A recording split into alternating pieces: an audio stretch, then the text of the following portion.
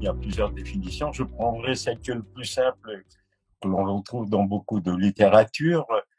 Définition d'Emerson, comportement d'une intensité, fréquence ou durée telle que la sécurité physique de la personne ou d'autrui est probablement mise sérieusement en danger ou comme des comportements susceptibles de limiter ou d'empêcher l'accès et l'utilisation des services ordinaires de la cité, hein, bien sûr. Alors, quand on parle de ce comportement problème, il faut savoir que tous les travaux anglo-saxons ou même francophones font référence à ce terme anglais que l'on appelle le challenging behavior, au comportement problème, au comportement défi, aux troubles du comportement et aux troubles graves du comportement. Alors, vous m'avez posé la question concernant est-ce que ça concerne tous les handicaps? Les comportements problèmes ne concernent pas, bien sûr, toutes les personnes en situation de handicap.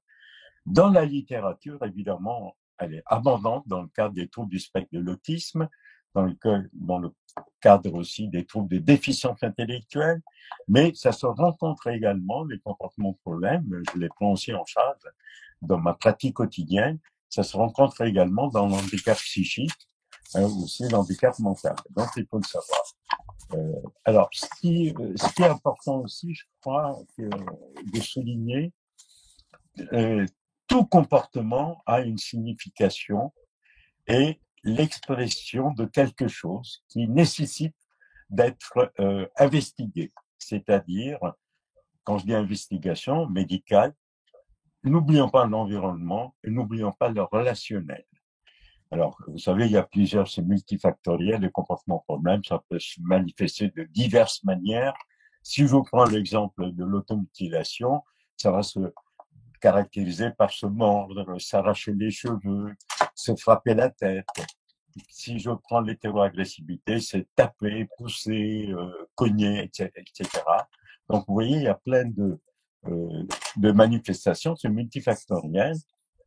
Et surtout, je finirai en sachant que de plus en plus, on parle des comportements de problème. Ça s'analyse à partir de ce qu'on appelle la classification internationale du fonctionnement. Et il faut tenir compte de l'interaction entre la personne en question, ses facteurs personnels, et n'oublions pas tout ce qui est environnement, les facteurs environnementaux, c'est-à-dire relations sociales, familiales, le contexte professionnel, éducatif, etc., également l'habitat et tout.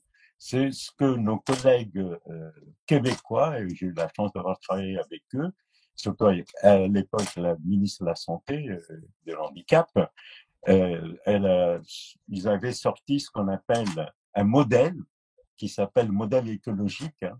On est la santé et ses déterminants, mieux comprendre pour mieux agir.